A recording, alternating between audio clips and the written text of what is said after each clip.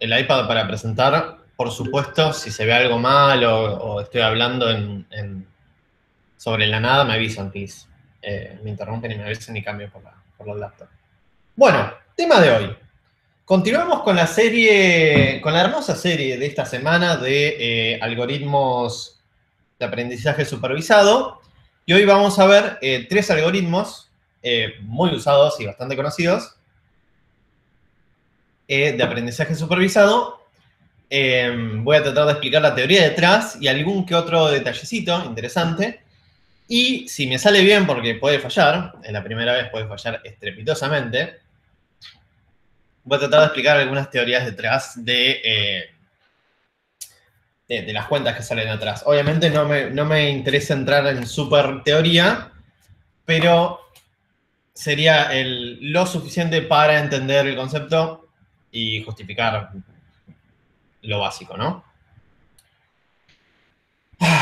Y dado que no les puedo pedir que sepan exactamente probabilidad estadística, me voy a poner a un autofreno y en algunos casos voy a pedir que me crean, ¿viste? No le voy a decir ni demostración ni nada, le voy a decir esto es así, créanme, punto final, y después lo van a ver en probabilidad estadística o ni siquiera lo van a ver. Y voy a aplicar esos parches o esos limitadores, por así decirlo, en algunos casos cuando vea que el tema que puede ser muy complicado.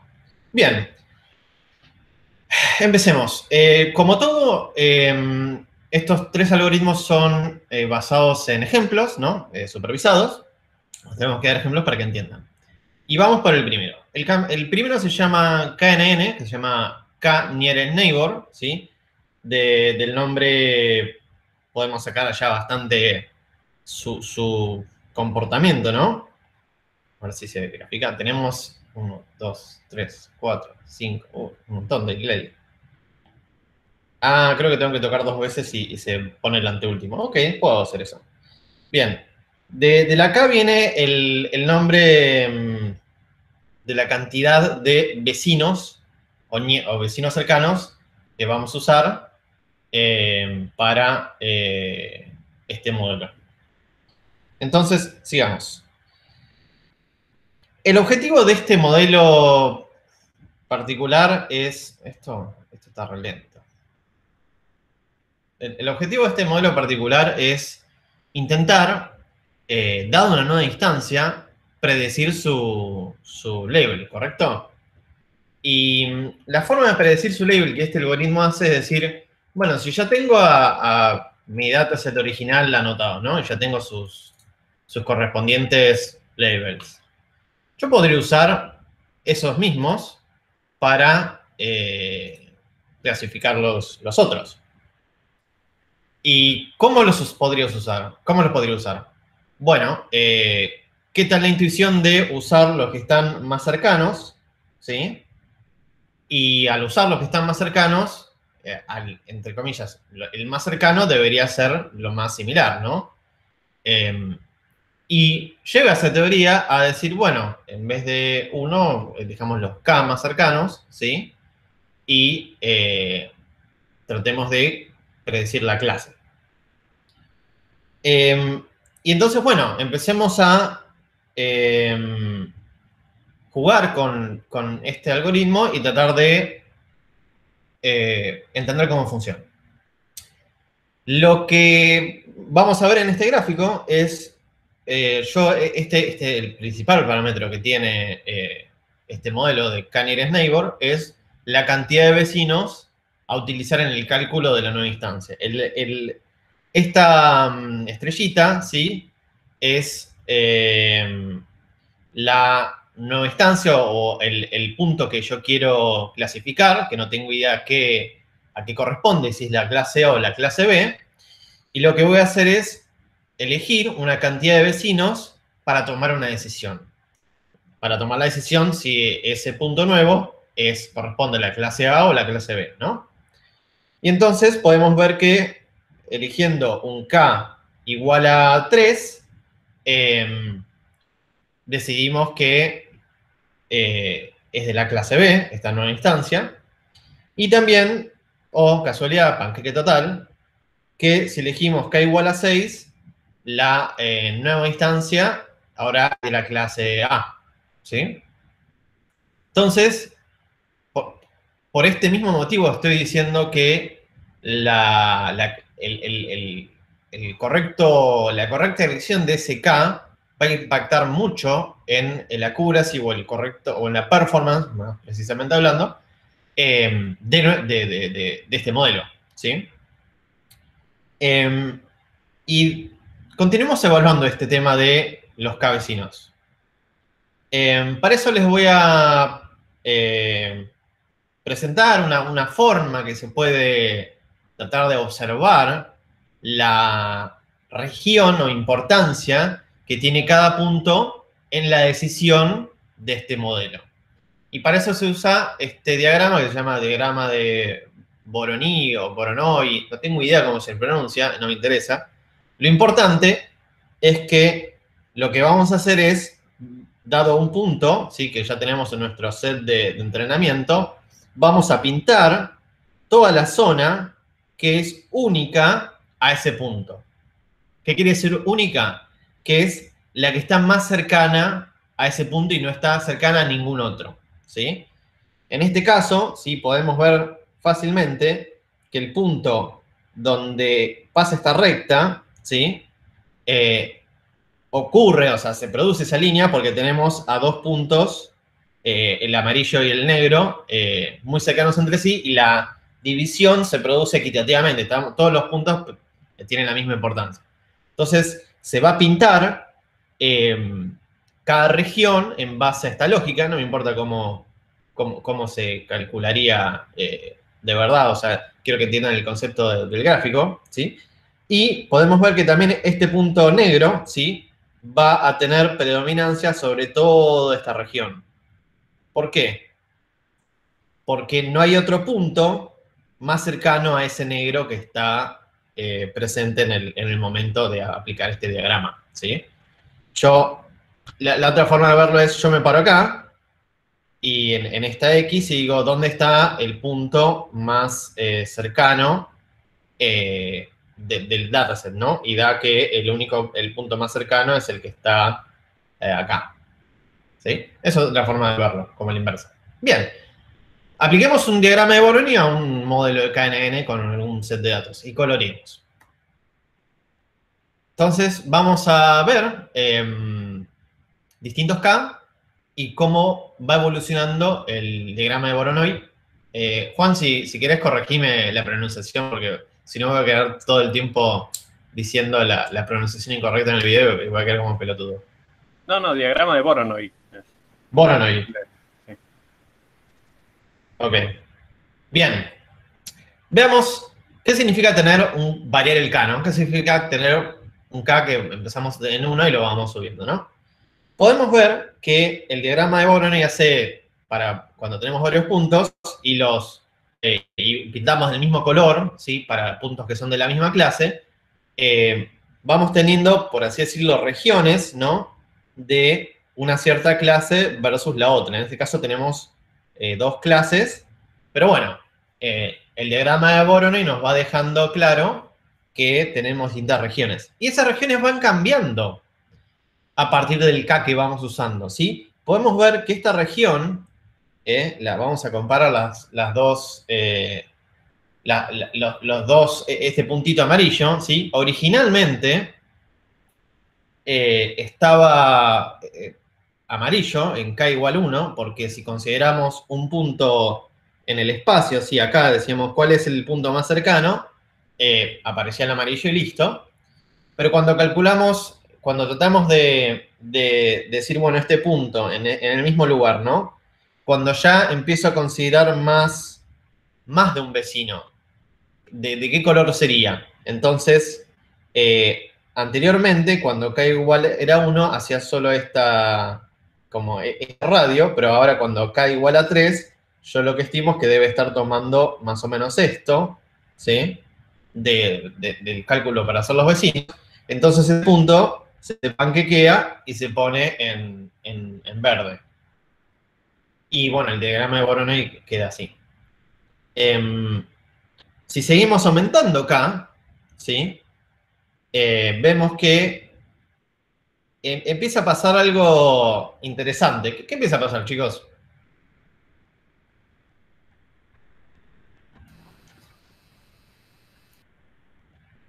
Ariel, amagaste ahí, ¿eh? Sí, Te vi que iba a amagaste. decir que se empieza a pintar de la clase que tiene más cantidad de puntos. Tal cual, se empieza a pintar la clase que tiene más cantidad de puntos, o también se puede interpretar como se empieza a suavizar el diagrama, ¿no? Como que ya ahora no tenemos esta intercambio entre los dos clases y tenemos como, bueno, esta zona grande es de una clase y esta otra zona grande es de otra clase y ya no tenemos tanto diferencia entre, bueno, tanta variación dada el área, ¿no? Se podría decir que estamos homogeneizando el gráfico, el área, y otros podrían decir que estamos siendo más genéricos, estamos como entrecerrando los ojos y mirando la mayoría de los vecinos en esa área. Acá Lionel dice, al tomar a más vecinos, el área que barre es mayor. Sí, tal cual. Y dice, es como el caso opuesto al overfitting, tal cual. Si nosotros nos volvemos a la diapo anterior, que teníamos todos los con K igual a 1, ¿no? Veíamos que un punto impactaba mucho en el área que tenía en su cercanía, ¿no? Y cuando ya pasamos a K igual a 3, está pasando que, bueno, ya un punto no es tan importante y los vecinos empiezan a tomar más, o sea, el promedio o la mayoría de los vecinos empieza a tomar más importancia a la hora de predecir un punto. Y a medida que todavía vamos aumentando el K, todavía pasa incluso más, ¿sí? Que antes, acuérdense que acá teníamos un área, por ejemplo, y acá esta área ya ni siquiera está, porque ya la mayoría de los vecinos como todavía tienen todavía más predominancia.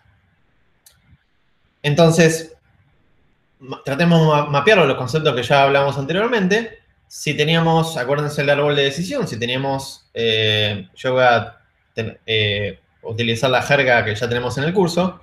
Si elegimos un KNN con un vecino, tenemos bruto overfitting. Y si tenemos un K muy grande, tenemos bruta generalización o bruta underfitting, ¿no? Y la elección de K va a ser la óptima en base a lo que tengamos que predecir, ¿no? Camilo, te estoy viendo comer sabrosamente. ¿Tenés por algún motivo especial la cámara prendida? Me estás dando hambre. Como que... Bueno, yo también tengo un bizcocho acá. No, perdón. Si querés la apago, qué sé yo. Supongo que, mira, siempre creo que es mejor apagarla para la cuestión de no joderle el ancho de banda a los compañeros. Que si, yo creo que si todos tenemos la cámara prendida, le podríamos joder a... Está bien. No, yo por un tema de que de repente al sentirme que tengo la cámara prendida, como que estoy un poco más presente en la clase. La verdad, a mí me recopa, pero tengo miedo de que los que tengan mala Dale, conexión se jodan. Ok. Es como, bueno. Y acá la pregunta de oro, ¿no? Muchas gracias, Camilo, ¿eh? No es que sea ortiva. Ahora que como el ortiva. ¿Qué pasa si K es igual a N? ¿No? Ortiva. ¿Qué pasa si K, que es la cantidad de vecinos a tomar, es igual a la cantidad de elementos en todo mi dataset? Bueno, esa es una respuesta que el Jorge de la práctica va a responder, pero ya varios tienen una intuición clara de qué es lo que va a pasar, ¿no? Que más o menos ya lo vimos diciendo, lo vinimos diciendo, perdón. Y acá, alguno que otro se está preguntando, che, pero vos aumentaste la cantidad de vecinos, y había un vecino que por ahí estaba acá, suponemos tenemos nuestra nueva instancia acá, y había un vecino que estaba acá, vecino 1, había un vecino que se llamaba vecino 2, y había un vecino acá que se llamaba vecino 3, ¿no? Cada uno de estos, ¿era igual de importante para calcular nuestra nueva instancia, el triángulo? ¿Era igual de importante? La intuición que uno tendría que preguntarme. Le estoy preguntando a ustedes.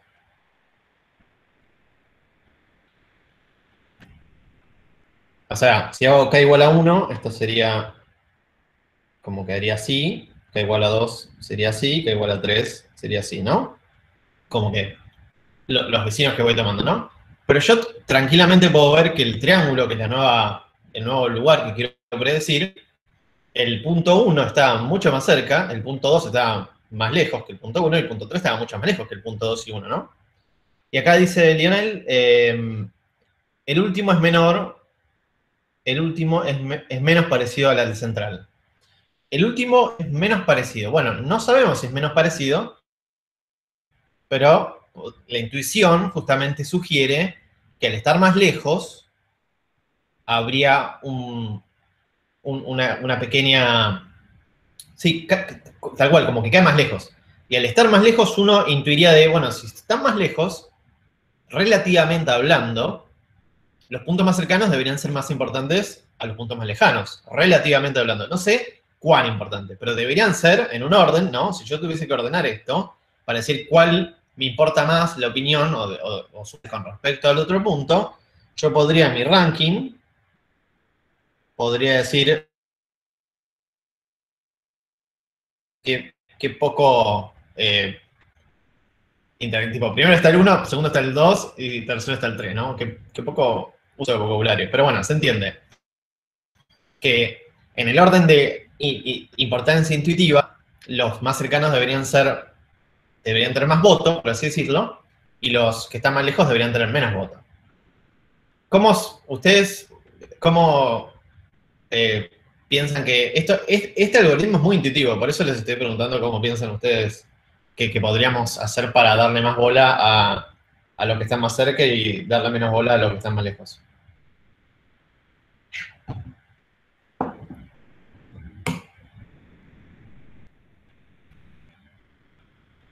Aumentar K. Aumentando K estamos teniendo más vecinos y estamos haciendo que... Te doy un ejemplo que lo vimos al principio, pero supongamos que acá tenemos de la clase A, ¿sí? Todos en un círculo acá, todos cercanos a. Y todos estos de acá, había en realidad un par de Bs. ¿Sí? Si aumentamos el K, yo veo este gráfico y digo, y sí, mirá, lo más probable es que sea de tipo B y no de tipo A, ¿no? Y acá Juan sugiere, bueno, Lionel dice aumentar K y ponderar si le das un peso a cada punto. Exacto, darle un peso a cada punto. Y Juan Manuel dice ponderar por la distancia. Exactamente. Y Alejandro también dice tendríamos que tener en cuenta la distancia. Tal cual. Ponderar con la distancia. Y hagamos esto. 1 sobre la distancia, ¿no?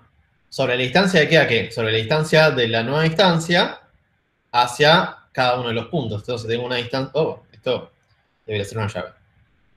Tengo una distancia acá, tengo otra distancia acá y después tengo otra distancia acá. ¿Sí? Usemos esa distancia para darle la importancia al voto. Es como que estoy votando en las elecciones y estamos uno a una cuadra, otro a 2 y otro a 3. El voto en voz se vería más bajo, ¿no? Menos importante. Entonces, en este caso, si el B tiene, no sé, 5 veces más importancia que el A, podría pasar que, gracias a eso, el triángulo verde se clasifique bien. Digamos esto, formulémoslo un poquitito, haciendo que la importancia del vecino es igual a 1 sobre la distancia del vecino a la nueva distancia, que la nueva distancia, acuérdense, era el triangulito, ¿no? Y el vecino era cada uno de los puntos. Y acá dice Leonel, dice pregunta. Bueno, mientras tanto, voy a seguir. Espero que tires la pregunta.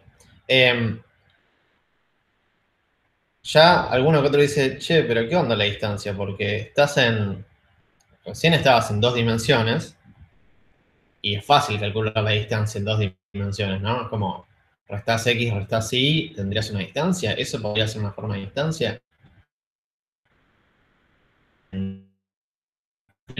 Sí, eso se llama distancia euclidiana, ¿no? La que nos acostumbramos a manejar.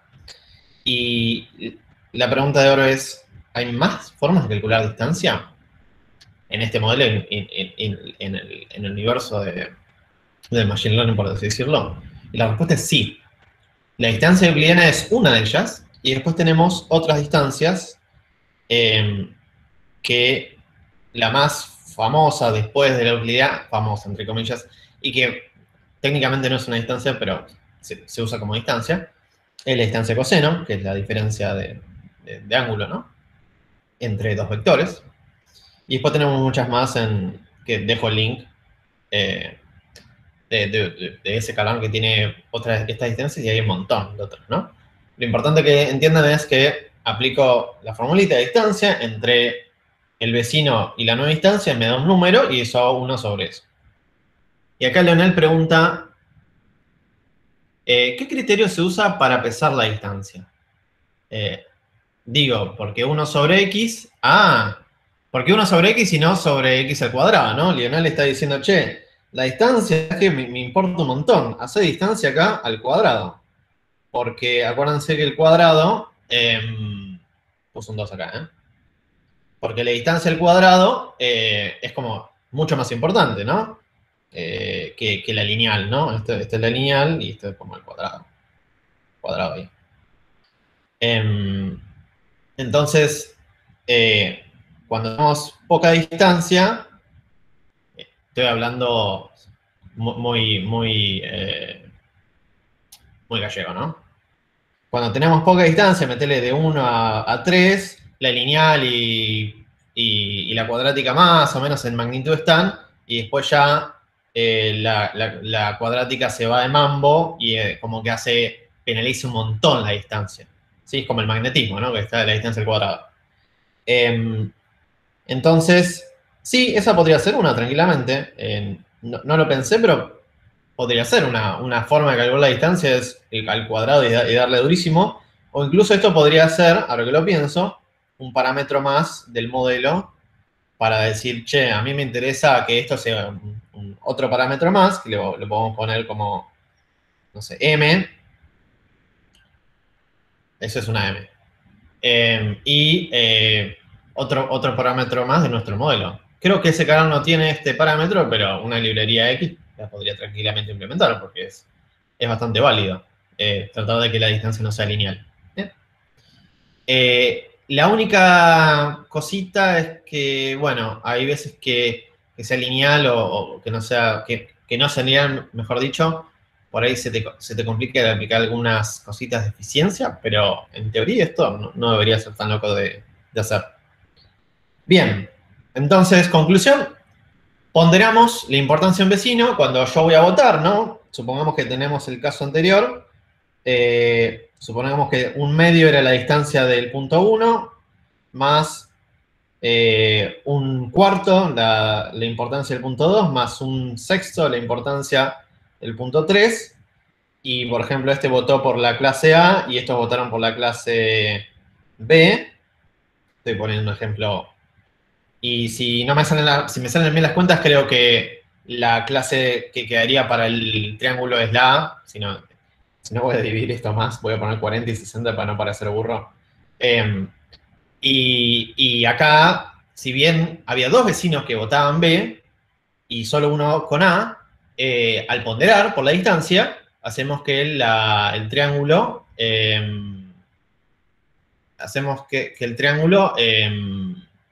quede con su clase final en A. ¿Sí? Esto lo vamos a ver más en detalle en la práctica cuando vemos el comportamiento al variar K y tener una distancia elegida, ¿no? Y también por ponderar una distancia. Bien, continuemos. Por favor, si hay alguna pregunta, pregunta, ¿no? ¿Cómo se dice? Bueno, tiré el meme antes de tirar el speech.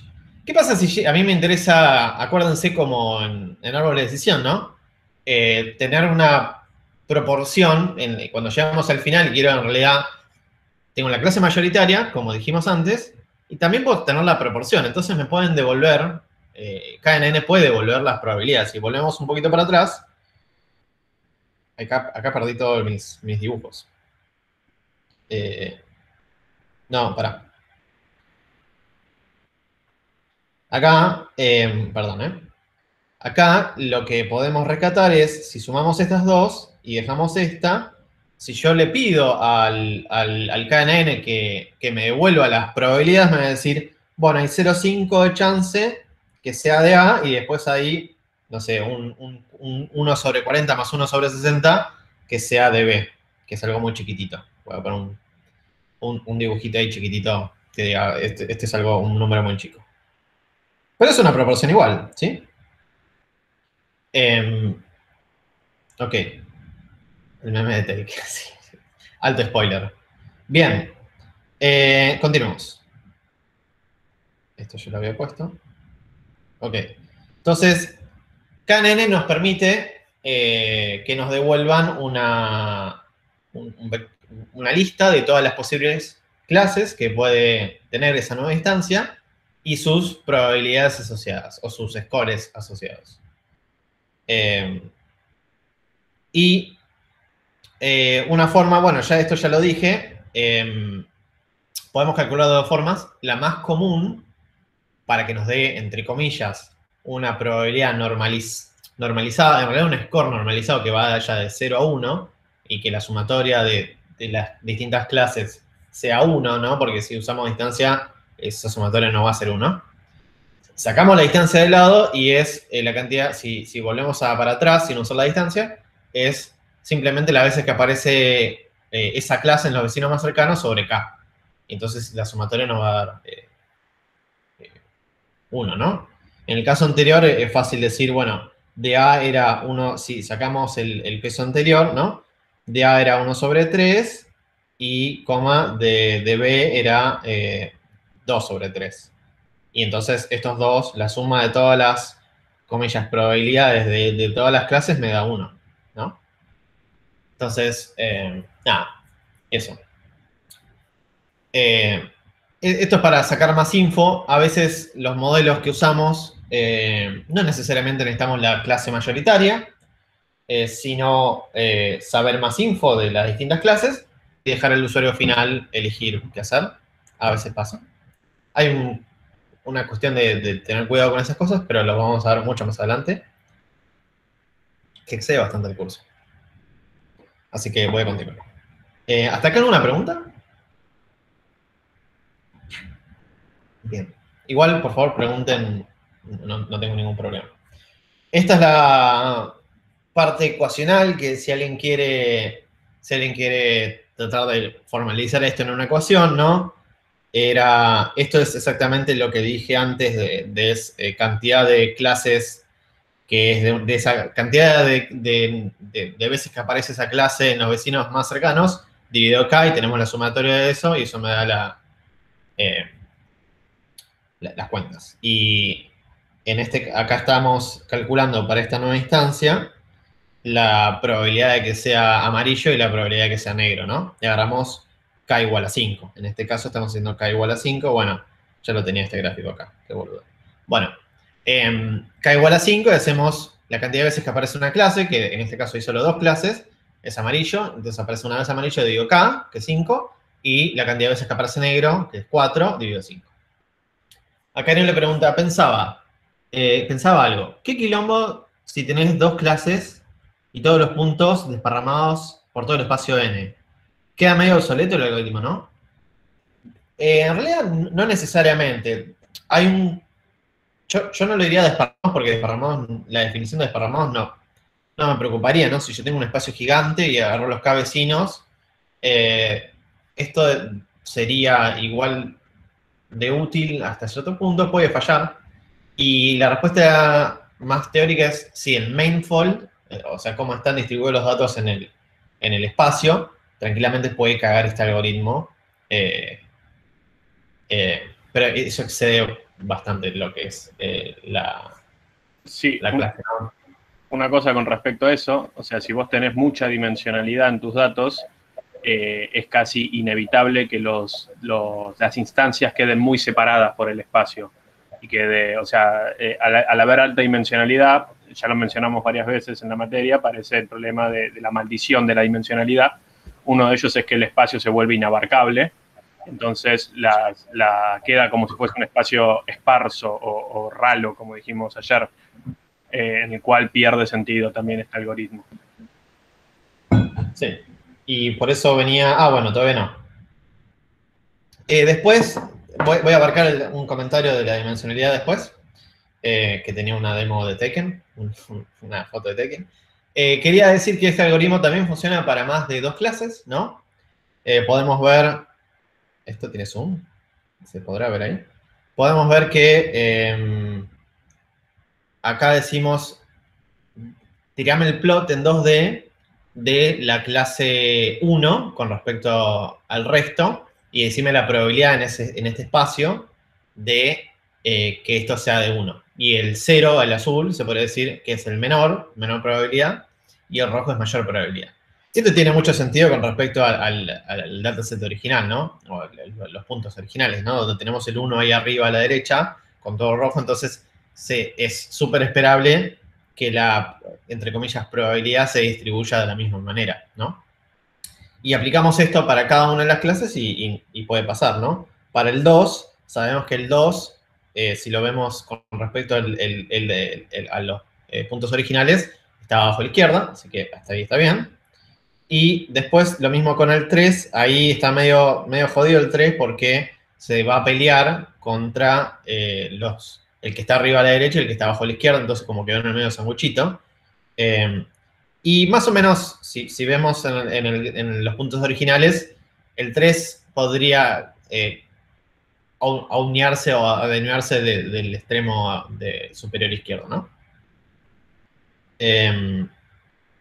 Así que nada. Acá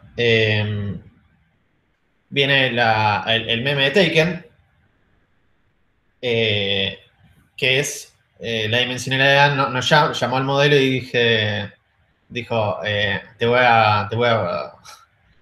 ¿cómo es? I will find you y te voy a encontrar y te voy a romper el KNN.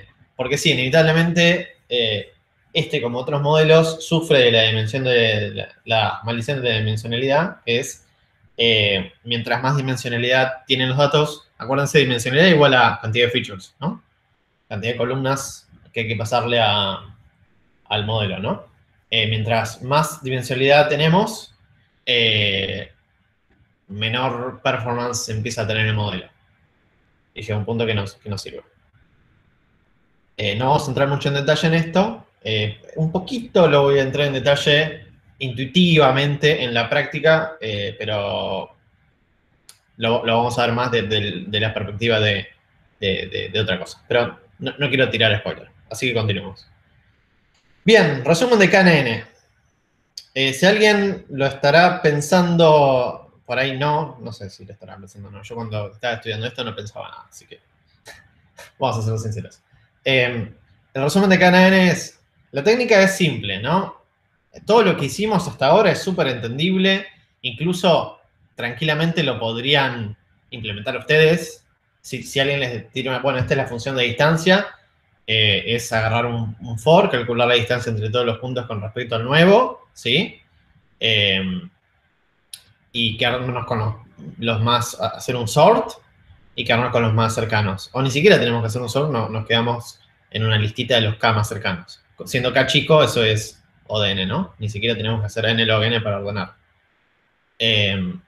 Entonces, la técnica y el approach para una nueva instancia es bastante simple, ¿no? No hay nada raro ahí.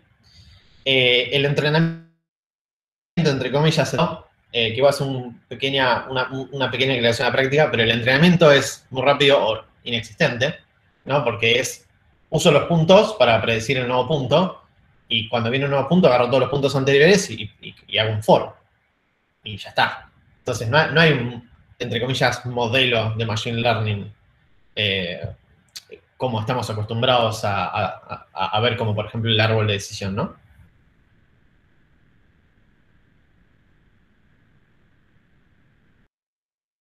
Tenemos que agarrar este punto y compararlos contra todo el resto, ¿sí?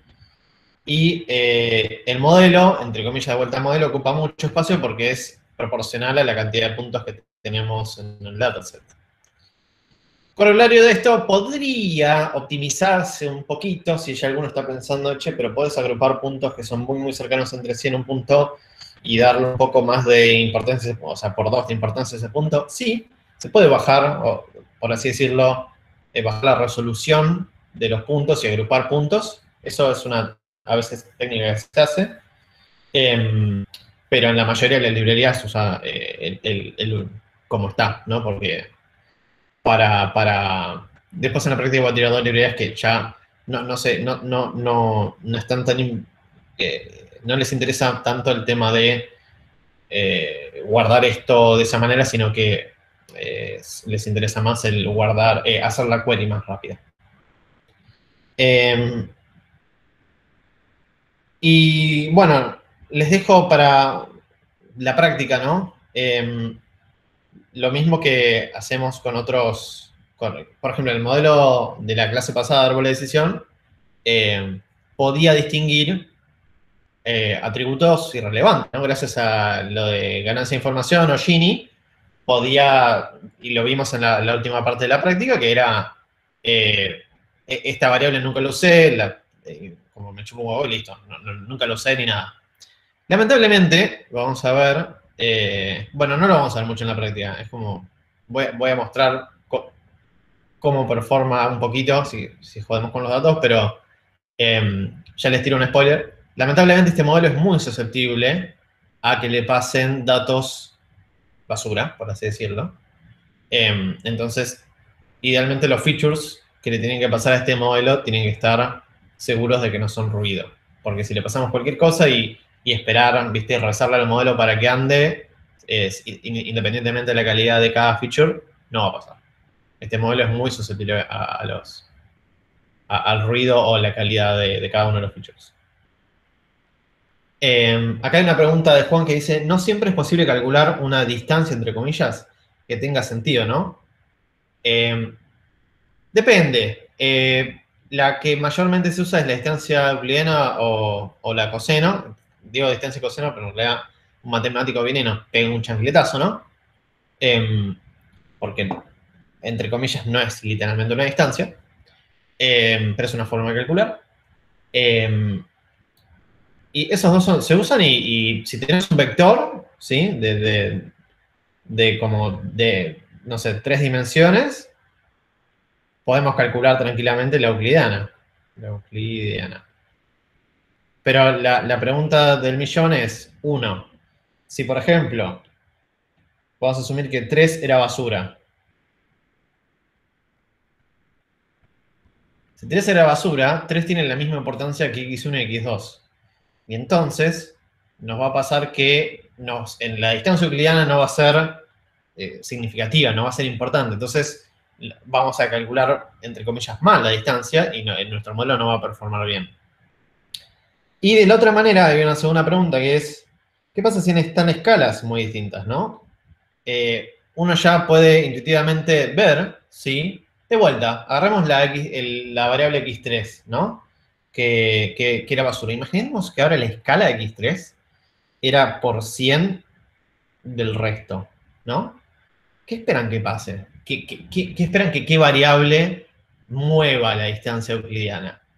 La x3, ¿no? Como, si 100 veces más importancia que las otras dos van a tirar para un lado con toda la furia, pero van a ser como 2 minions, y viene Goliath y se lo lleva para el otro. Entonces va a ser muy susceptible a la escala de cada uno de los features. ¿Cómo laburamos con distintas escalas en los features?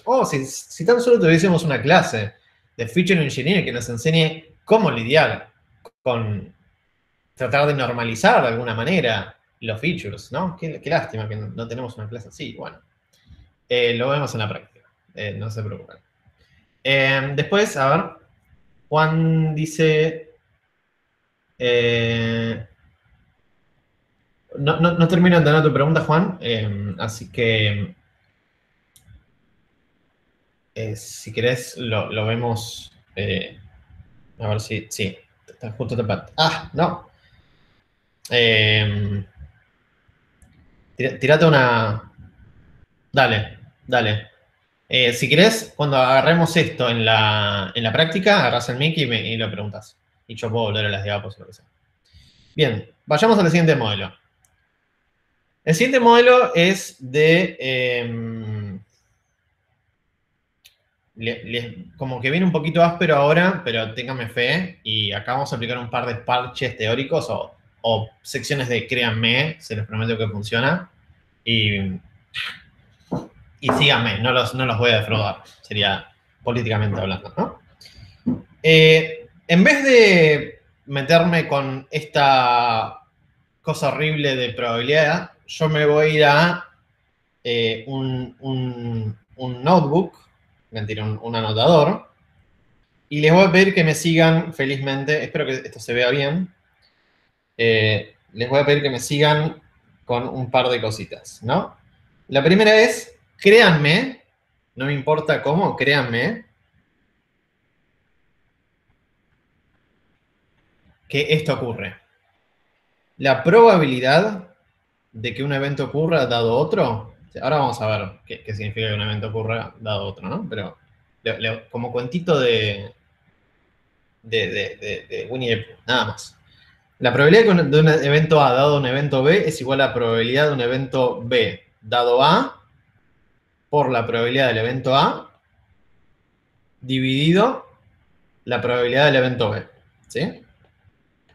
¿Qué significa esto? Bueno, la probabilidad del evento B es simplemente la probabilidad de que algo ocurra, ¿no? Es, che, ¿qué chances hay de que llueva? Probabilidad de 50%. Listo. Hay un 50% de chances que pase este evento o que no pase.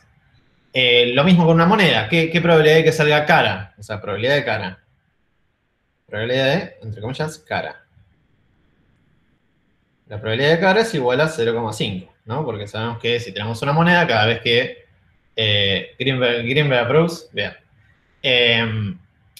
sabemos que hay una probabilidad de 50%, ¿sí? O 0,5, ¿sí?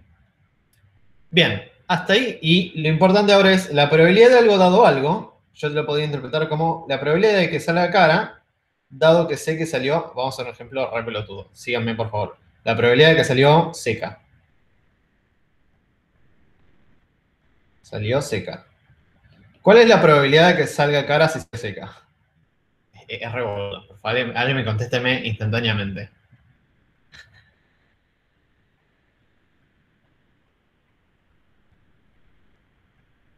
Si yo sé que salió 0, ahí está, gracias. Gracias Juan, gracias Pablo, gracias Camilo. Ahora ya me siento más seguro conmigo mismo. Bien, y ahora la pregunta del millón es, vamos a borrar esto. También lo podemos ver, un ejemplo no tan obvio, ¿no? Es la probabilidad de que, por ejemplo, me moje, dado que está lloviendo.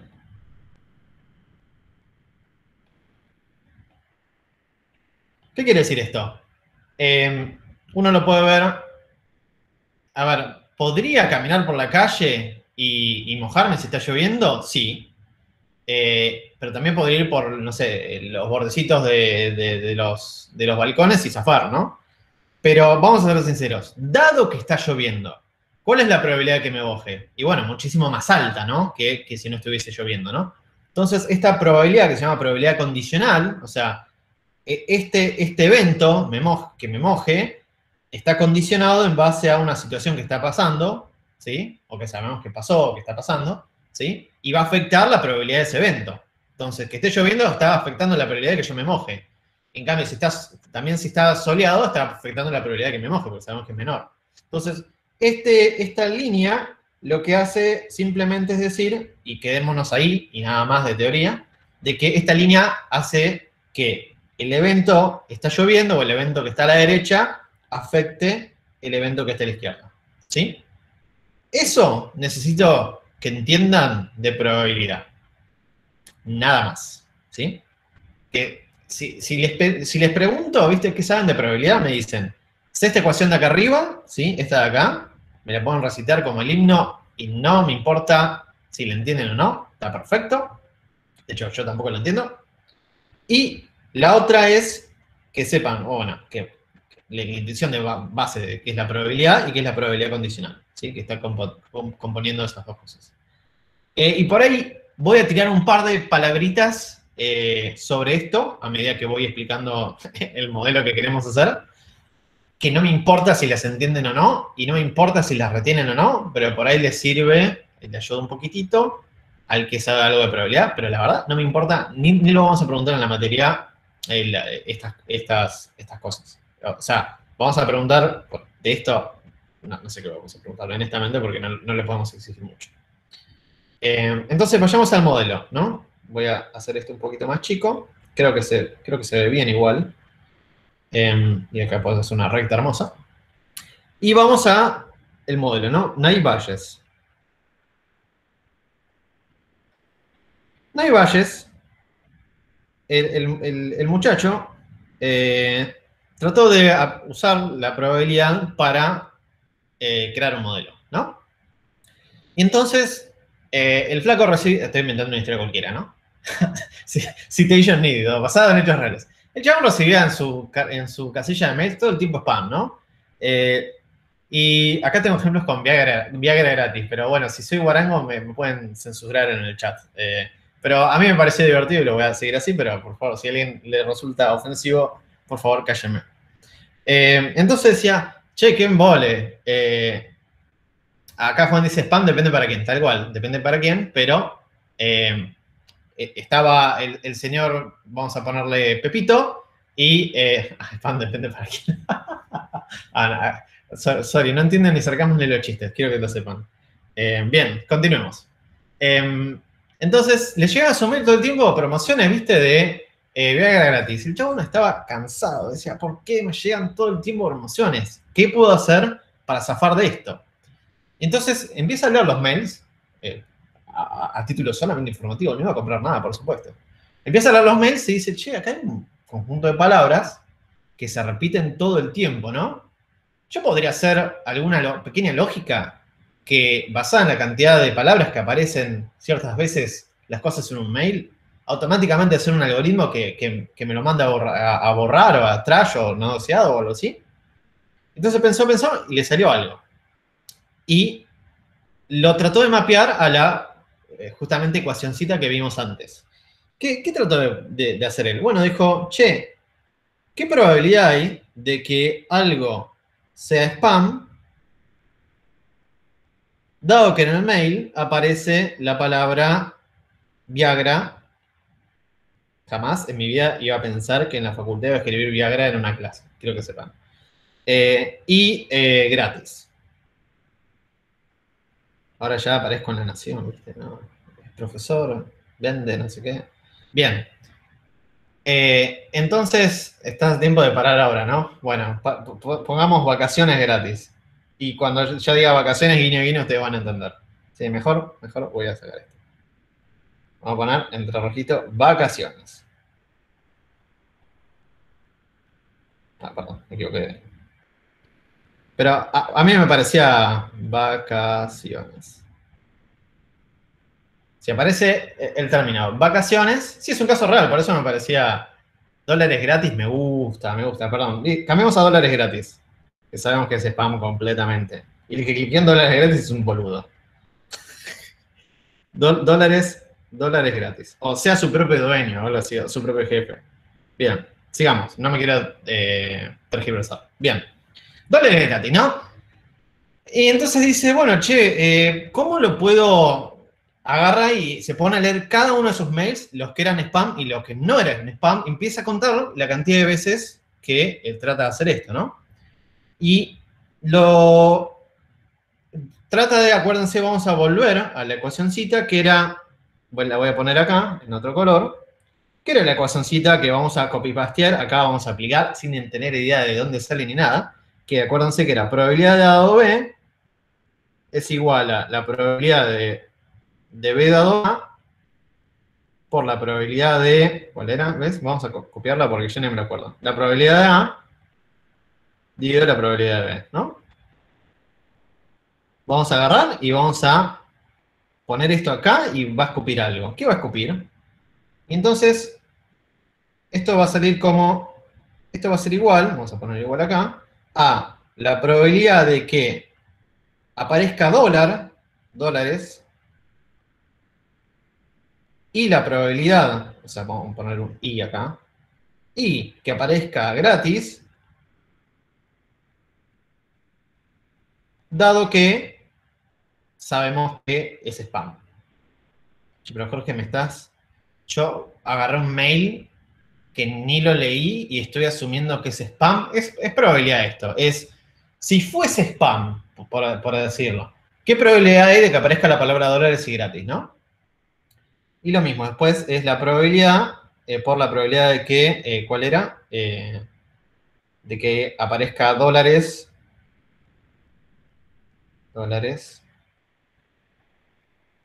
y gratis, dividido la probabilidad de que sea spam. No, a ver. Creo que me equivoqué. A, B, B. ¿Esto está bien? A, B, B. Sí. Está bien, estoy bien. Juan, corregime si estoy mal. Juan es el teórico máster de esto. Si Juan dice que estoy bien, yo estoy bien. Spam. ¿Cómo estoy, Juan? Sí, creo que venís bien. Excelente. Bien. Ahora, una cosita, ¿no? Acá viene un mago mágico y dice, yo te puedo dar una mano con este término y te lo puedo simplificar. No, perdón, este término no. Bueno, en realidad sí, con dos términos, ¿no? Me dice, yo te puedo dar una mano con este, vamos a remarcarlo así, con este término, te puedo dar una pequeña mano. Te lo puedo partir en dos partes para que te sea fácil hacer una cuenta después que vamos a ver. Acá no me interesa la justificación ni nada de eso. Y voy a poner una palabra, sucesos independientes.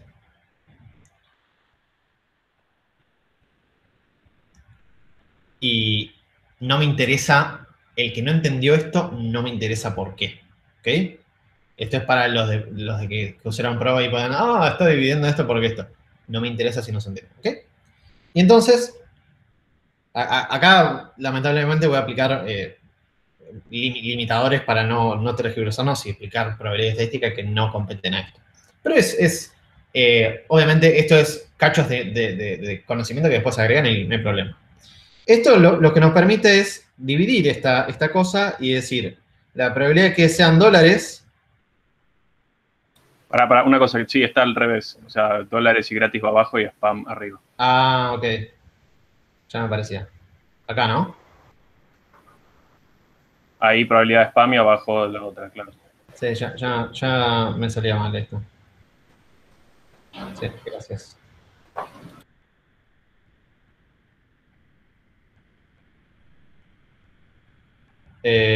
Porque estaba haciendo acá. Esto es A. Y esto es B.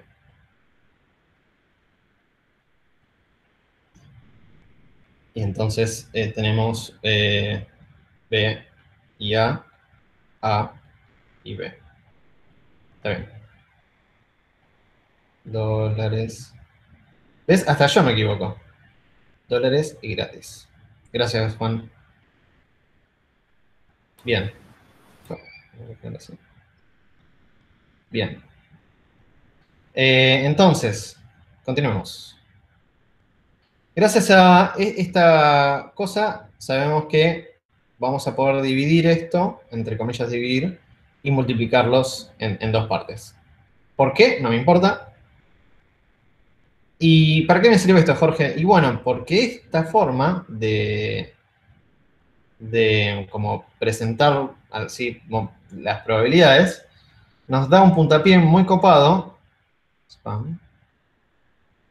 Nos da un puntapié muy copado para estimar, ¿sí? Estoy usando la palabra estimar.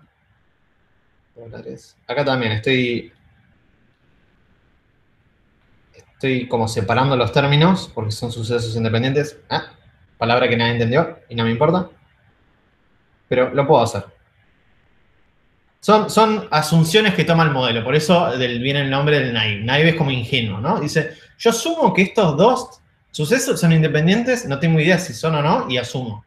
En general se equivoca porque son sucesos independientes, pero como el approach de este algoritmo es asumir que todos son independientes, y por eso el término inocente, podemos hacer esta cosa matemática. Y ahora me quedan estas porquerías acá.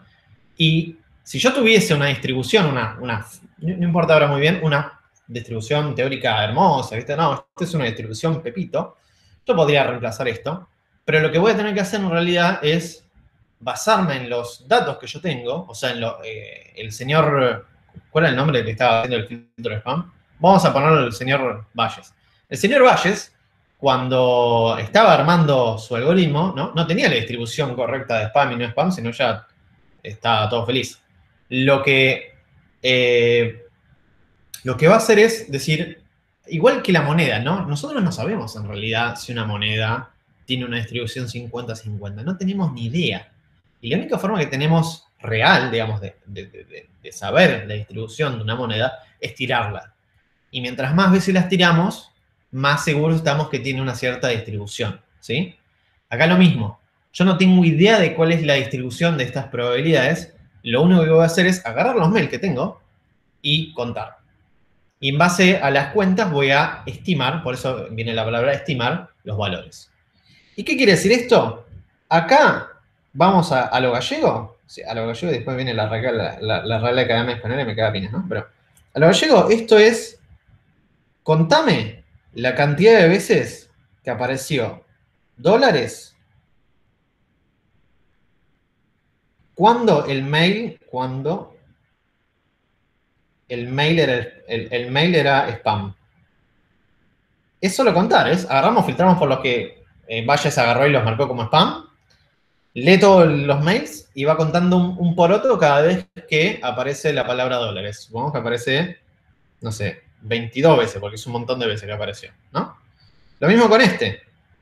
Acá hizo lo mismo con este y apareció, no sé, 5 veces. No, vamos a poner 23, porque por ahí gratis es más común que dólares, ¿no? 23 veces apareció en los filtros, en los mails que eran spam. Después agarra y dice, che, ¿y cuál es la probabilidad de que haya spam? Esto es la probabilidad de que algo ocurra, ¿no? ¿Y cómo que ustedes...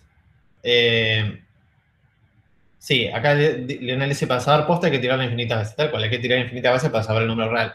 No lo sabemos y tenemos un número finito de ejemplos. Y bueno, va a ser una aproximación. Que sea lo que sea, ¿no? Y también es parte de una simplificación de este modelo. Bueno, siguiendo, entonces. Esto se llama la probabilidad de que algo ocurra, sí, es la probabilidad a priori. La probabilidad a priori que ocurra spam. ¿Y cómo lo calculamos? Y para mí es una boludez, ¿no? Es la cantidad de veces que Valles recibió un mail spam sobre el total de mails. De mails. Entonces él dice, che, ¿cuál es la chance de que este mail sin abrirlo? Dice total, estoy en algo 2, ¿no? Total de mails, no del mail. Sobre el total de, ¿no? Che, Naib, perdón, che, Valles, ¿cuál es la chance de que este mail sin leer nada de los textos sea spam o no? Y dice, bueno, mira, hoy me llegaron, durante todo esto, lo que estuve haciendo las cuentas, me llegaron 72 mails sobre los 1000 que recibí. Ah, bueno, entonces tenés una probabilidad a priori de 72 sobre 1000, sobre el total de mails que recibiste. Ok, genial, listo, es una cuenta más, perfecto. Y acá es lo mismo, la probabilidad de que haya la palabra dólares, la probabilidad de que ocurra dólares en un mail, y bueno, a ver, cuánto es la cantidad de veces que aparece dólar en todos los mails que recibí, cuántos mails recibí, ya sabemos cuántos mails recibimos 1000. Y por ejemplo, la palabra dólar apareció, no sé, 50 veces. Se ve que era un businessman que la mitad eran de spam y la mitad de que no, ¿no? Vamos a poner un número más chico, 30 veces. Y después lo mismo con gratis, y por ahí recibe muchas promos y qué sé yo, entonces por ahí de todos los mails que recibe, 50 eran gratis sobre 1000, ¿no? Y acá ya tenemos la cuenta hecha, hermosa, muy simple, ¿no? No estamos hablando de ninguna cosa rara acá. Es contador de veces que pasa algo, ¿sí? Y filtramos por spam y no spam. Y con esto, volvemos para arriba. ¿Qué estoy haciendo acá? Estoy diciendo, yo leo, me paro acá de vuelta, ¿no? Y digo, ahora yo puedo calcular, porque dijimos por el tema de igualdad, yo puedo calcular la probabilidad de que un mail sea spam dado las veces que aparecen las distintas palabras. ¿Sí? En este caso, pues un mail que solo tiene 2 palabras, ¿no? Lo debería hacer para todas las palabras que tengo en el mail. Y gracias a esto ya puedo devolver un numerito, que es el resultado de hacer toda esta cuenta, ¿no? Toda esta cuenta de acá abajo, ¿sí? Que ya tenemos los valores. No lo voy a hacer porque me pierdo tiempo. Y esto me da un número, no sé, vamos a ponerle 0,7. Entonces hay un 0,7 de chance, es mentira, no hice las cuentas, pero vamos a sumar que es 0,7. Hay un 0,7 de chance de que esto sea spam. Che, y Jorge, ¿te acordás que estamos hablando de probabilidades, no? Bueno, después hay un 0,3, porque que sea otra cosa. ¿Sí? Que en general, si tenemos 2 clases solamente, esto quiere decir que sea no spam. Y esta cuenta, la de no spam, ¿sí? Yo podría también calcularla y me daría lo mismo, 0,3. ¿Por qué? Porque yo voy acá arriba de vuelta, voy a mi cuenta y digo, che, si acá reemplazo spam por no spam, ¿podría hacer todo lo mismo de vuelta? Sí, tranquilamente. Y te da otro numerito. Ok, genial. Y si yo tuviese más de una clase, ¿podría hacer esto para las 3 clases? Por ejemplo, spam, no spam y promoción. Supongamos que tengamos una sección de promoción. Sí, tranquilamente. Hacemos esta cuenta para cada una de las clases, nos da un numerito. ¿Y qué hacemos con ese numerito? Elegimos el máximo.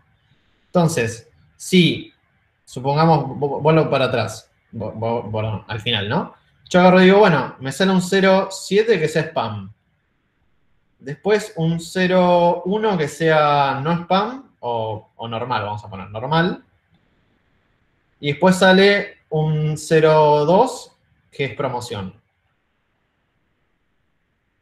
Entonces sabemos que la clase, el máximo valor de todo esto es 0,7. Entonces el modelo va a escupir, che, la probabilidad más grande, o la chance más grande que esto sea spam es, bueno, perdón, para este mail, la chance mayoritaria de todas las clases es que sea spam. Y entonces ahí Bayes implementó su algoritmo de detección de spam. Entonces, eso por un lado. A ver qué más. Y hay un... eso es el algoritmo. Fin. Voy a hacer 3 comentarios solamente sobre este algoritmo. Sobre este algoritmo versión 1, ¿no? Es... ¿qué pasa si hay una palabra que no aparece? Palabra, por ejemplo, no sé, euros, ¿no? Y entonces a mí me llega un mail que dice euros gratis. Gratis. Y sabíamos que si decía gratis, había altas chances de que sea spam, ¿no? Supongamos que había altas chances. Pero el problema es que la cantidad de veces que aparece euro es 0. ¿Y qué nos va a pasar en la cuenta cuando hagamos la cuenta? Si esto definitivamente era spam, yo estoy seguro, ¿viste? Lo leo así nomás y digo, esto es spam, tiene gratis, no me importa euros. Tiene gratis, es spam, estoy seguro, ¿no? Lo que pasa es que como estamos multiplicando, vuelvo a subir un segundo, acá estamos multiplicando, en esta parte, por ejemplo, ¿sí? Si multiplicamos algo 0 por 0, todas las otras cosas, no importa el valor, nos va a quedar 0. Entonces, voy a hacer esto rápidamente. La cuenta nos quedaría la probabilidad de que euros dado spam por la probabilidad de que aparezca gratis en spam, perdón, dado spam, por la probabilidad de spam, perdón, la probabilidad, dividido la probabilidad de que aparezca gratis y la probabilidad de que aparezca euro. ¿Sí? Por ahí, euro aparecía en los demás mails, ¿no? De tipo en los mails comunes y qué sé yo. Entonces esto era distinto de 0. Distinto de 0. Esto es distinto de 0. Esto es distinto de 0, pero muy alto. Muy alto. Y la cagada de todo es que esto me va a quedar en 0. Todo esto de acá me va a quedar en 0. Entonces, toda la probabilidad de que sea spam este mail me da 0. Y sabemos que no es cierto eso, esto es mentira, esto es patrañas, ¿no? La probabilidad era alta, sabíamos que tenía gratis, era alta.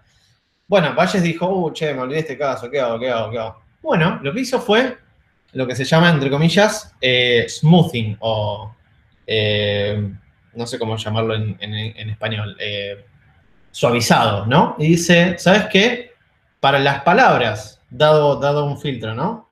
Que me da 0, ¿sabes qué? Programita, no le ponga 0. Pon el número chico, pero no le ponga 0 porque si no las cuentas no me van a dar. Ponle, no sé, 0,1, algo chiquitito, no me importa qué. Entonces, si le pones 0,1 no es 0, y esto va a dejar de ser 0, probablemente de, no el valor correcto, ¿no? Porque nos faltó ese número, pero no va a dar algo mayor que 0, y es más probable que esto funcione mejor. Entonces, punto número 1. Tenemos esta variable smoothing, que también se usa cuando estamos declarando un modelo, también se usa, que nos ayuda a solucionar estos problemas. Punto número 2 es dólar gratis. Y gratis dólar.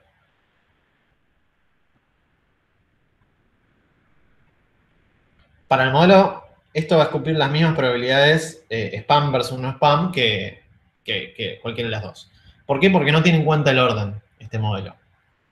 ¿Cómo se puede hacer para que esto tenga en cuenta el orden? Y bueno, hay algo que se llama enegramas, que es considera una palabra, 2 palabras, o 3 palabras, ¿no? Entonces, ahora el modelo considera dólar gratis, toda una palabra. Dice, esto, ¿sabes qué? Le pongo un bajo, lo que sea. Todo esto es una palabra.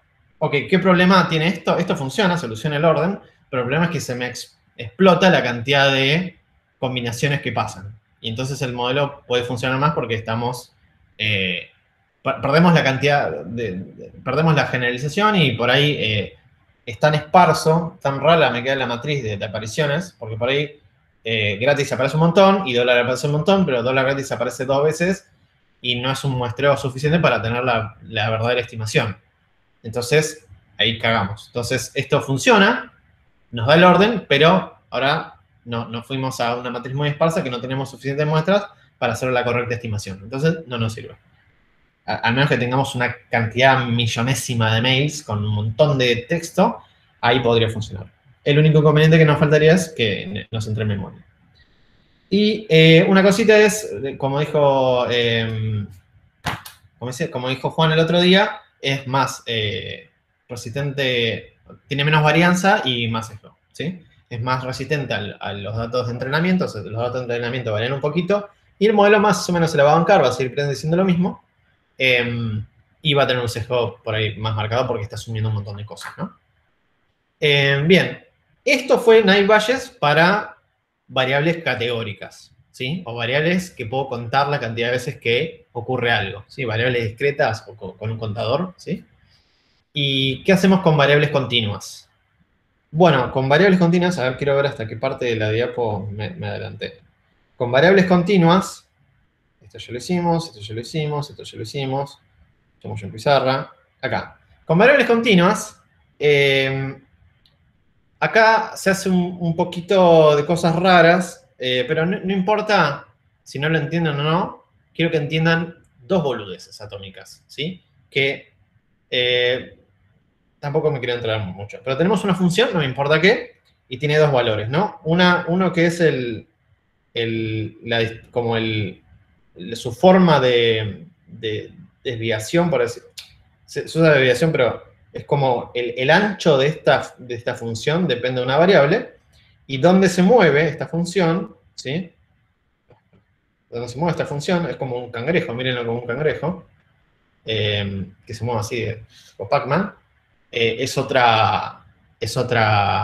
atributo, ¿no? Entonces, esta función, que está definida ahí arriba a la izquierda, que no me importa la fórmula, tiene 2 variables, y esas 2 variables afectan o el ancho de esa campana, o dónde se posiciona esa campana, ¿sí? Una es la media, otra es la desviación, pero eso es para los que saben probabilidad. Yo solo sé que tiene 2 variables, uno lo mueve tipo cangrejo y el otro lo hace más gordo o más alto y finito, ¿sí? Nada más de eso. lo quería dejar para los que... Entonces, como corolario final es, yo voy a hacer, para variables continuas, ¿sí? Voy a hacer lo mismo que antes, solo que ahora, en vez de contar la cantidad de veces que aparece algo, lo que voy a hacer es, tengo, no sé, números, 2, 2,3, variables continuas, ¿no? 1, perdón, estoy haciendo comas y puntos para lo mismo. 2,3, 1,2, no sé, 22,5, ¿sí? Y lo que voy a hacer es, voy a tratar, antes de aplicar lo mismo que antes, ¿no? Primero le calculo estas dos variables que no importa cómo lo hacemos, pero le calculamos la media, bueno, es el promedio, ¿no?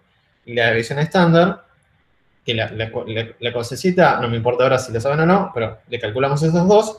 Esto nos da la forma de la campana, ¿sí? Me salió horrible la campana.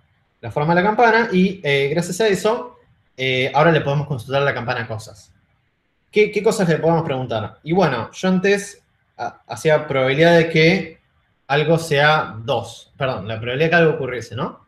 Y ahora lo que voy a hacer es la probabilidad de que algo sea un valor. Y eso me voy a la campana y lo consulto.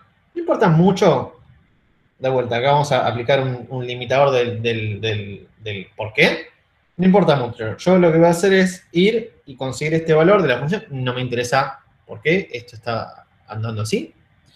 Entonces, yo le voy a decir, bueno, che, la probabilidad de que esto sea 2,3, voy a la fórmula y vuelvo y doy el resultado. No me interesa en lo absoluto de la teoría detrás de esto, de por qué esto es así.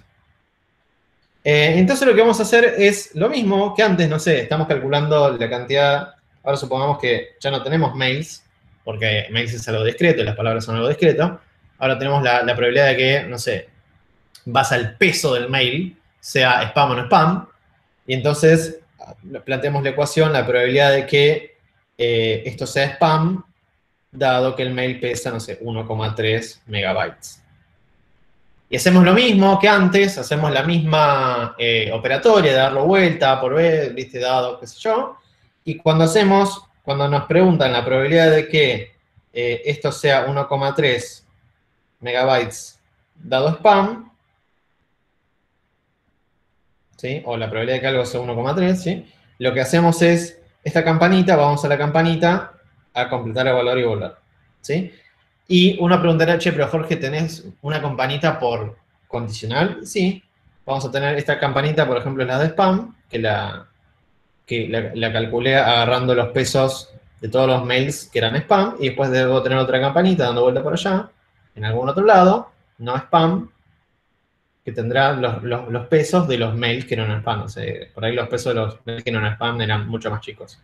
0,1, 0,2, 0,3, no sé. Y eso me da una media de por ahí mucho más chica, 0,1, y una varianza mucho más chica, por ahí, no sé, 0,2, y me da otra campanita. Y entonces, hacemos la probabilidad condicional, lo único que me dice esto, acuérdense, no me interesa mucho la teoría, es a cuál de las dos ir a preguntarle, ¿sí? Si me dice dado spam, vamos a la campanita spam, y si dice dado no spam, que es cuando lo estamos calculando en el otro caso, vamos a la campana de no spam. Y eso sería, de vuelta, lo podemos revisar de vuelta en la práctica, que tenemos un poquito más de tiempo. Si alguien no entendió esto, o en el recreo trata de entenderlo y no lo entendió, no hay problema, lo revemos en la práctica.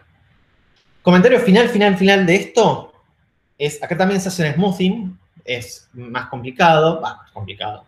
El smoothing simplemente consiste en agarrar esta variable y sumarle un puchito. Acuérdense que como vimos en la función, en el gráfico si teníamos este valor un poco más grande, hacía más gorda la campana.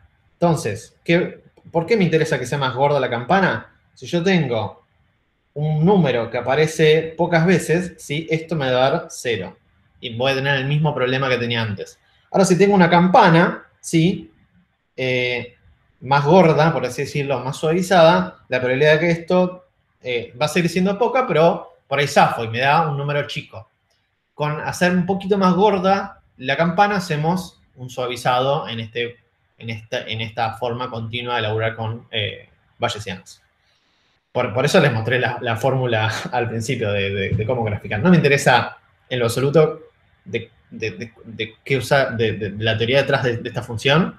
Lo que me interesa es, uno, que entienda que el suavizado hace más ancha la función, y que cuando hacemos probabilidad de un valor continuo dado si es spam o no, tenemos una función, una distribución distinta para cada una de las clases que los calcule simplemente agarrando todos los mails que son spam y calculando y consiguiendo los pesos y calculando la media y la desviación, que no me interesa cómo calcular la media y la desviación. E hicimos lo mismo con los mails que no eran spam, que se agarró todos los mails que no eran spam, les calculé su peso, calculé su media, cómo se calcula, y perdí la transmisión, ¿no? Y eso es lo importante. Y acá, sí, se me cayó nuestro querido... un segundo, ¿eh? Un segundo. Bueno, eso. Y... ahí está, ahí volví. Y con eso terminamos Naive Bayes. Vamos, por último, esperemos, al último, el último modelo que tenemos que ver hoy, que es... espero que se vea esto. El último modelo que tenemos que ver hoy, que es Support Vector Machines. La idea esencial de Support Vector Machines es la siguiente. Yo tengo puntos en el espacio y quiero una recta que me los divida. ¿Qué es una recta que me los divida, Jorge? Deja de chamullarme. Bueno, la recta que los divide es simplemente encontrar se dice un hiperplano, tal cual, Lionel, un hiperplano. ¿Pero qué es un hiperplano, Jorge? No me rompa la... ¿Viste? Basta. Pero matemáticamente es esto. Encontrame un vector W tal que si lo multiplico por mi punto, que es X, ¿sí? Y le sumo una constante escalar, sea mayor o menor a 0 para la clase A y sea menor a 0 para la clase B. Esa es la cuenta matemática. Tenemos que encontrar esto, ¿no? ¿Cómo encontramos W? No me importa en lo absoluto. Es el problema del algoritmo, ¿no? Pero si encontramos un W y encontramos un B que nos separa en el espacio las dos cosas, este modelo anda y está perfecto. Y, nada, esto no. ¿Qué significa encontrar un vector W y una escalar B? Bueno, significa encontrar una recta, ¿sí? Que, lo voy a repetir, ¿no? Que nos divide en su espacio. Y lo que tiene interesante, como este modelo lo que trata de hacer es maximizar el espacio entre entre los puntos que son distintos, ¿no? Entonces dice, voy a encontrar un W tal que cumpla la condición de dividir bien el espacio y adicionalmente me le divida tan bien que la recta, ¿sí? Y yo le calculo el margen, que es la distancia entre los puntos que empiezan a chocar con el margen que se va aumentando.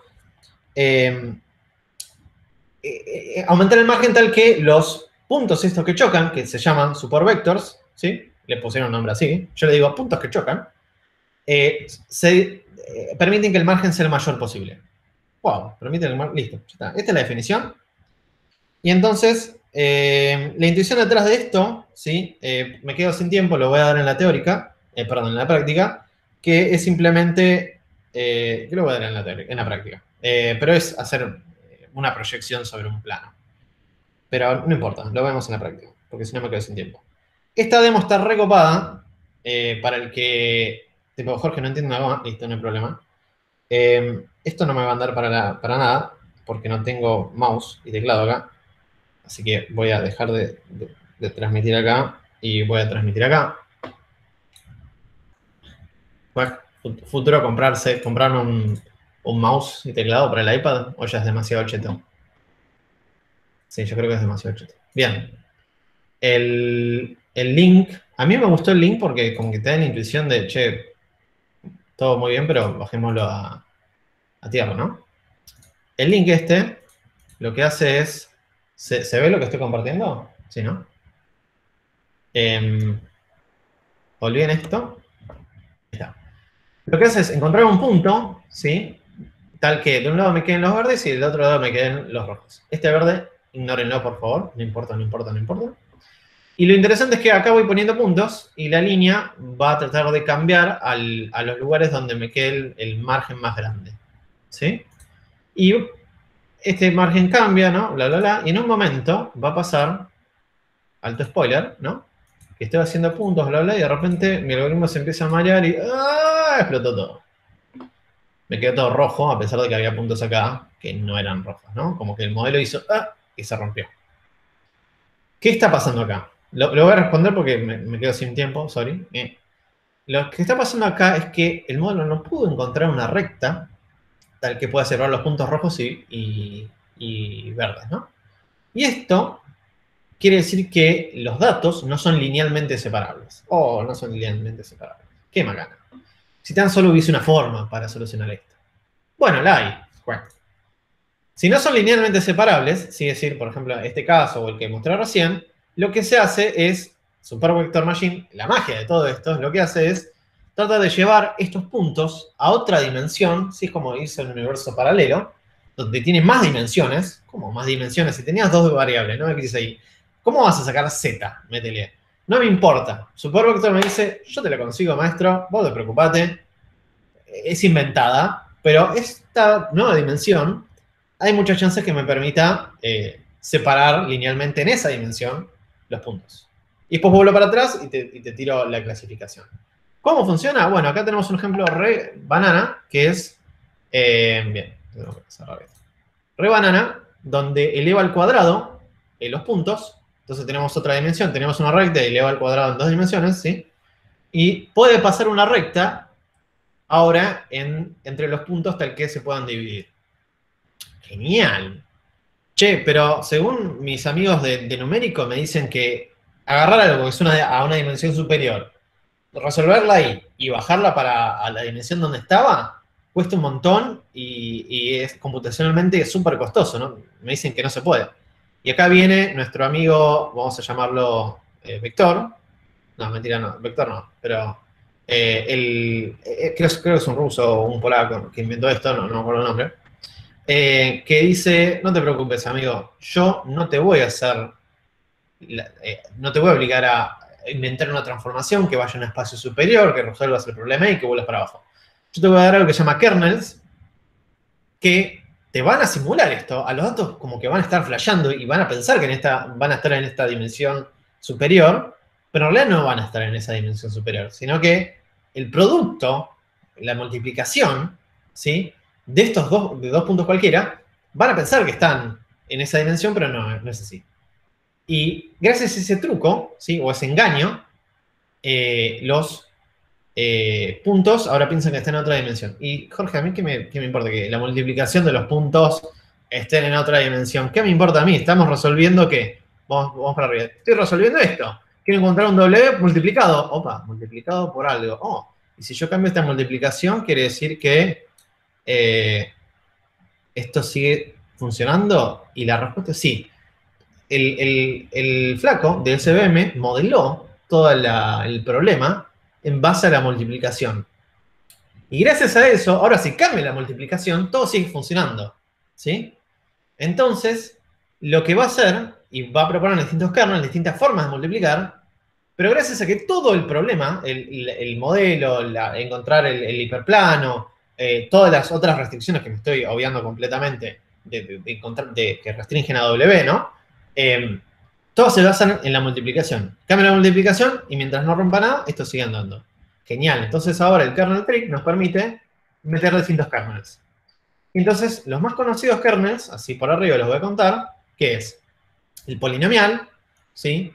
Que, spoiler alert, si ponemos esto igual a 1, d igual a 1, y r igual a 0, esto nos queda lineal, es w por x, ¿sí? No me interesa mucho que entiendan perfecto qué hace cada kernel, es para que se entienda.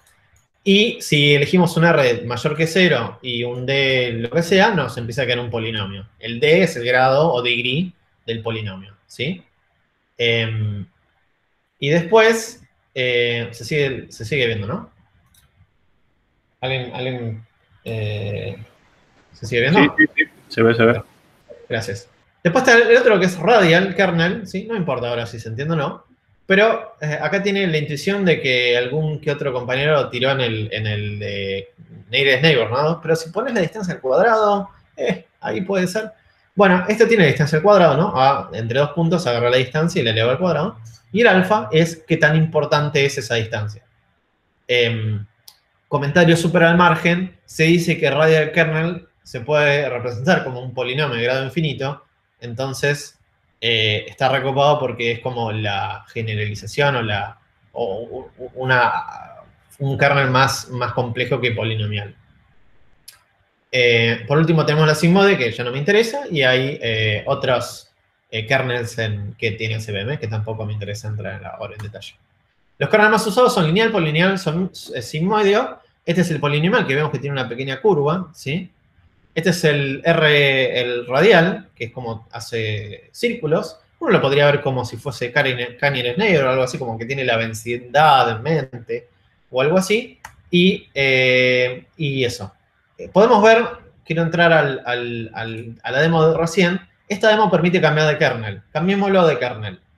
Ufa, ahora encontré una solución. Este kernel, que es ahora lo cambié a radial, encuentra una solución para los puntos que están en verde, que antes no los encontraba.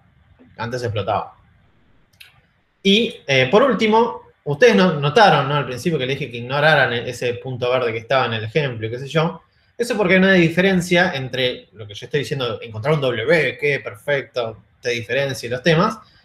Pero en realidad la mayoría de las librerías aplican un soft margin que permite ciertos puntitos que se te pasen de largo. Es como la sensibilidad al ruido, ¿no? Entonces, aparece un nuevo parámetro C, que lo vamos a ver en la práctica, que si C tiende a infinito, es como el hard margin, tienen que ser perfectamente lineal separables. Y si C tiende a 0, como que permite cualquier cosa, entonces en general se pone un C igual a 1, 2, 3 o algo así. Depende de la cantidad de ruido que tengamos en el dataset. Lo vemos en la práctica. Por último, también SVM puede hacer clases múltiples. Entonces pero el modelo de per se no hace múltiples clases, sino que entrenamos distintos supervector machines, uno para cada clase versus el resto, ¿sí? Esto también se podría usar para otros modelos, de hecho es muy usado, para otros modelos que tampoco tienen esa capacidad de bancarse varias clases al mismo instante. Por ejemplo, Canier's Neighbor tranquilamente puede, Naive-Bayes también, supervector machine no.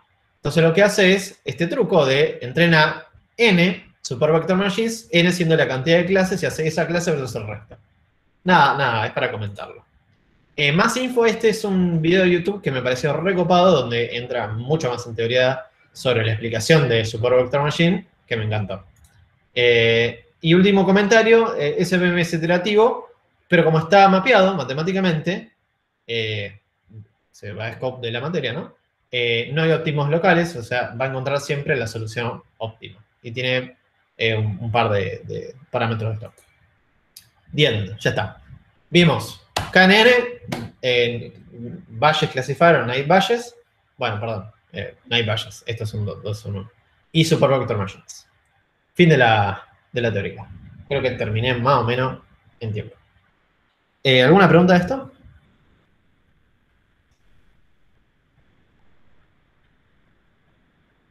Bien, si no hay preguntas, por supuesto que las podemos hacer en el entretiempo o en la práctica. Les corto la grabación y les doy el break de 10 minutos y volvemos en la práctica. Perdón si fue un poco más elevado, pero me tomo un mate. Atiéndanse las consecuencias. Nos vemos en 10 minutos. Gracias, Leonel, todo claro. Muchas gracias. Por favor, no se queden con dudas. Me tienen que preguntar porque yo asumo que por ahí saben cosas o que entendieron todo. Y si no es así, me preguntan y no hay ningún drama.